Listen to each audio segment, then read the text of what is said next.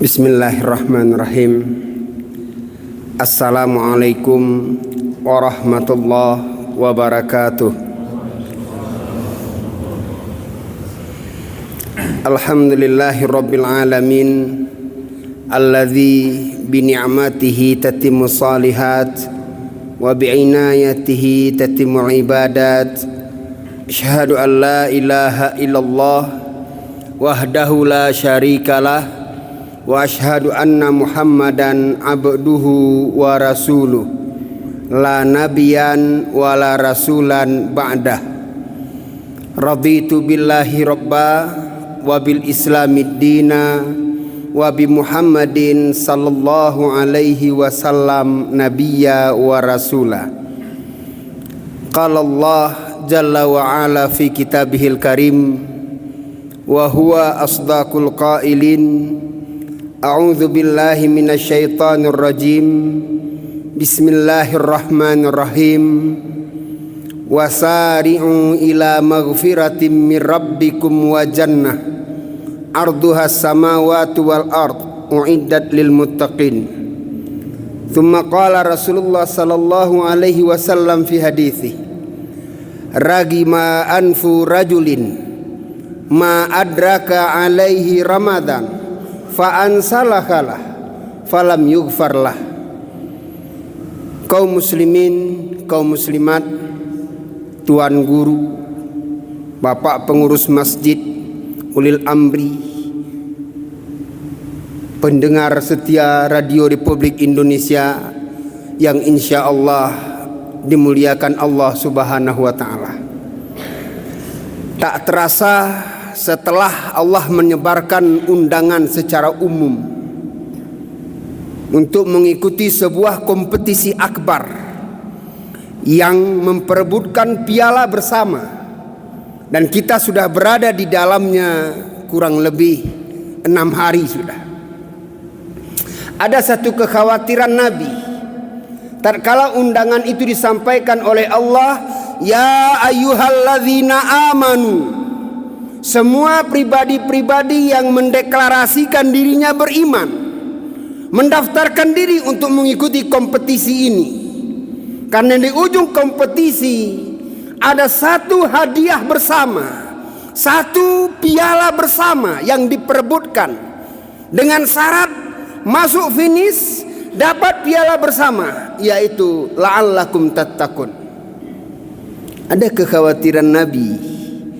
Dalam sebuah hadis Rasulullah sallallahu alaihi wasallam bersabda, ragima anfu rajulin ma adraka alaihi ramadan.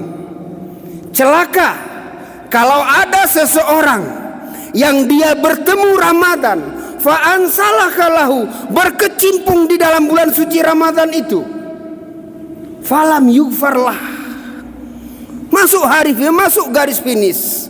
Orang berakhir 30 hari, dia juga berakhir 30 hari. Falam yughfarlah. Kekhawatiran Nabi. Tapi dia enggak dapat ampunan. Tapi dia enggak dapat piala bersama, yaitu la'allakum tattaqun. Nah, beranjak dari kekhawatiran Nabi inilah kita ingin memahami apa dan mengapa kok bisa ada seorang kompetitor, peserta sebuah kompetisi, masuk finish tapi tak menang. Ikut 30 hari berkecimpung dalam bulan suci Ramadan, tidak mendapat ampunan. Maka jawabannya ada dua. Ada faktor pendukung dan ada faktor penghalang. Mungkin sebahagian kita masuk bulan suci Ramadan mengabaikan faktor pendukung yang mengantarnya kepada pemenang. Ada faktor penghalang, yang faktor penghalang itu justru tidak dijauhi, sehingga gagallah dia mendapat predikat la'allakum tattaqun. Pada subuh yang berbahagia ini, fokus kita adalah menyampaikan faktor-faktor penghalang apa saja yang membuat seorang peserta kompetisi akbar ini gagal sampai ke garis finish. Kalaupun ada yang sampai ke garis finish, tahu-tahu tidak dapat piala bersama tersebut. Di antaranya merujuk kepada sabda-sabda Rasulullah yang mulia sallallahu alaihi wasallam. Penghalang seseorang itu gagal mencapai garis finish dan menjadi pemenang adalah berpuasa tidak dengan niat yang ikhlas. Perkara niat di awal-awal dakwah Islam itu sudah disampaikan oleh Rasulullah sallallahu alaihi wasallam. Sampai-sampai hadis tentang niat itu wa minal ma'lum menjadi pengetahuan secara umum, satu hadis yang mutawatir dan tidak diragukan lagi kesahihannya. Innamal a'malu binniyat, kata Nabi sallallahu alaihi wasallam. Seseorang melakukan ibadah puasa namun bermasalah dengan niat dan keikhlasan, maka sebesar apapun ibadah yang dia kerjakan bisa menjadi kecil di mata Allah. Sebaliknya, urusan kecil, perbuatan itu kecil saja, tapi karena niat yang ikhlas kepada Allah Subhanahu wa ta'ala, Allah jadikan perbuatan itu besar. Betapa dalam sebuah riwayat Rasulullah sallallahu alaihi wasallam menceritakan 3 keadaan manusia di akhir zaman. Allah panggil satu persatu. Yang pertama Allah panggil, apa gerangan yang saudara kerjakan tatkala hidup?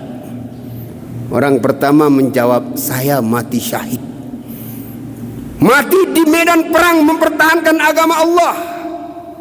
Allah yang maha tahu isi niat seseorang itu membantah, pecogah kamu, bohong kamu. Benar di mata teman-teman seperjuangan antum adalah syuhada, mati syahid. Tapi dalam pengetahuan Allah, kamu mati syahid hanya ingin dikatakan pendekar, pemberani, petarung yang hebat, tak lebih. Tidak ada apa-apanya. Siapa yang berani mengatakan bahwa mati syahid adalah perkara yang kecil? Besar. Perkara yang besar ditunggangi oleh niat yang kerdil, tidak ada apanya di mata Allah. Itu satu di antara tiga kelompok yang Allah panggil. Kembali kita ke persoalan niat. Orang yang gagal sampai ke garis finish, maka perkara pertama sekali ialah perkara siapa yang menunggangi niatnya melakukan ibadah puasa.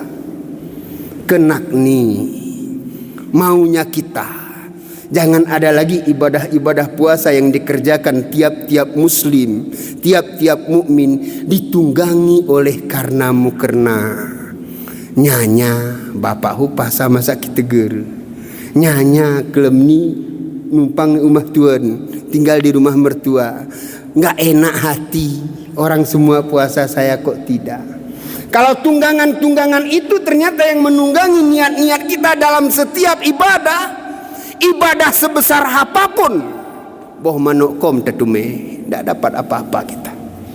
Yang kedua, yang membuat seseorang itu gagal mencapai garis finish dan mendapatkan piala bersama ialah orang yang melakukan ibadah puasa tidak dengan ilmu. Berpuasa, bagaimana orang banyak berpuasa? Karena Rasulullah sallallahu alaihi wasallam dari Abu Hurairah bersabda, "Wa may yuridullahu khairan yufaqihu fiddin." Barang siapa yang Allah kehendaki dia itu menjadi orang baik, maka seyogyanya dia pasti faqih dalam urusan agamanya. Allah berkehendak, Allah ingin kualitas puasa kita itu baik, maka Allah pasti tanamkan kepada kita pemahaman tentang ibadah puasa itu by proses. Of course, tentu saja kita baca semua pernak-pernik seputar puasa. Tak boleh lagi kenapa berpuasa turun babah, kenapa berpuasa unung-unung, kenapa berpuasa kami lihat orang-orang tua kami berpuasa, kenapa berpuasa kami lihat orang-orang pendahulu kami berpuasa. Hanjat menan, tak bisa begitu. Ini yang kedua, gagal orang sampai ke garis finish dapat piala bersama, ternyata dia berpuasa tidak berdasarkan ilmu. Yang ketiga, Yang ketiga, katakan oleh para ulama, yang menyebabkan gagal sampainya seseorang ke garis finish dan mendapatkan piala bersama dalam kompetisi akbar ini, dia berpuasa namun di sisi lain kemaksiatan masih dia kerjakan. Itu gamblang disampaikan oleh Rasulullah sallallahu alaihi wasallam, tidak dengan bahasa kinayah, tidak dengan bahasa tasbih. Langsung spontan Rasulullah bersabda, "Malam yada qaula dzur wa amila bihi falaisa lillahi hajatun ayyada'a ta'amahu wa syarabahu." Barang siapa yang tidak bisa meninggalkan perkataan sia-sia dan amalan-amalan, praktek-praktek keseharian yang sia-sia, falaisa lillahi hajah. Allah tidak perlu kepada puasa orang yang seperti ini. Allah tidak butuh kita berlagak di depan Allah, "Ya Allah, cik kade long, lapar saya. Ya Allah, haus saya." Tidak perlu. Artinya dia tak makan tak minum, namun kemaksiatan jalan terus. Hari ini pribadi-pribadi as-shaim, orang-orang yang berpuasa namun masih meliputi di puasanya dengan kemaksiatan, tak terasa di tengah-tengah kita. Tidak kemaksiatan secara fisik, jempol ini pun bermaksiat, jejari ini bermaksiat, bu, jejari teninti bermaksiat, bu. Kita puasa tapi dua jempol ini sampai suspek gara-gara bermaksiat di HP, sampai berotot jempol teni, nupet yuni, cogah yuni, berakah yuni, sia-sia. Hari ini kita tidak lihat lagi orang dalam kondisi berpuasa gaya cok saboh meja, gaya peh batai deh, tidak ada. Tapi lewat HP dia bermain gaplek secara online. Bahkan sebahagian di dalamnya menanamkan modal untuk meraih keuntungan dalam perjudian. Tak terasa. Ditegur oleh yang tahu, iseng-iseng. Ditegur, diingatkan oleh yang paham, melalin pasar. Hana melibuat. Hari ini ada muslim bertanya, ada mukmin berkata, apa mau dikerjakan? Itu 6.600 sekian ayat soyak permun. Siapa yang memperhatikan? Tak mungkin tak sampai ke telinga kita bahwa ada hadis yang mengatakan satu huruf dari Al-Quran kita baca 10 kebaikan diberikan oleh Allah. Walam akul, kata Nabi, alif lam mim harfan. Aku enggak katakan alif lam mim itu satu huruf. Bal, tapi alif harfan, lam harfan, mim harfan, ay thalathuna. Artinya 30 kebaikan Allah berikan. Aneh, di tengah-tengah ilmu sedang Allah bukakan, di tengah-tengah informasi sedang Allah bukakan, di tengah-tengah riwayat-riwayat hadis disampaikan kepada kita, ada muslim yang berkata, apa mau saya kerjakan bulan puasa ini? Kantor libur, ke kebun tidak kuat, terus melalin pasar dengan perbuatan kemaksiatan. Yang ketiga, yang terakhir dikatakan oleh para ulama yang menyebabkan seseorang gagal mencapai garis finish kendati dia berada di bulan suci Ramadan, ialah orang yang berpuasa namun mengisi puasanya itu penuh dengan kemalasan. Tadi malam sebelum salat tarawih, pentausiah mengingatkan kita bagaimana sudut pandang Ramadan itu ketika dipandang dari aspek sirah, sejarah. Apakah para nabi dan para sahabat mengisi Ramadannya dengan bermalas-malasan? Tidak. Baru tadi malam kita diingatkan betapa banyak peristiwa-peristiwa akbar, peristiwa-peristiwa besar dalam sejarah Islam justru terjadinya dalam bulan suci Ramadan. Tapi ada segelintir kita mengisi Ramadan bermalas-malasan. Capeklah, nantilah, kapan-kapanlah. Jamaah yang dirahmati oleh Allah Subhanahu wa taala.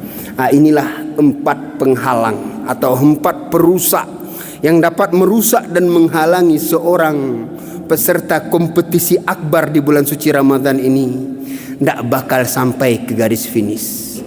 Kalaupun sampai ke garis finish, tidak akan menjadi pemenang bersama untuk piala bersama, yaitu la'allakum tattaqun. Mumpung masih ada bilangan hari di hadapan kita, kencangkan ikat pinggang kita, kuatkan tekad kita, tinggikan semangat kita, guna akal bagaimana cara. Kompetisi tahun ini, pastikan diri kita menjadi insan yang Allah maksudkan, la'allakum tattaqun. Kenapa mesti la'allakum tattaqun? Bukankah di penghujung ayat yang di awal mukaddimah tadi kita bacakan, wal jannatu uiddat lil muttaqin. Sungguh surga itu passwordnya hanya dipegang, hanya diizinkan kepada orang-orang yang bertakwa. Hadanallah iyyakum ajma'in. Aqulu qauli hadza astaghfirullah li wa lakum billahi fisabilil haq fastabiqul khairat. Wassalamualaikum warahmatullahi wabarakatuh.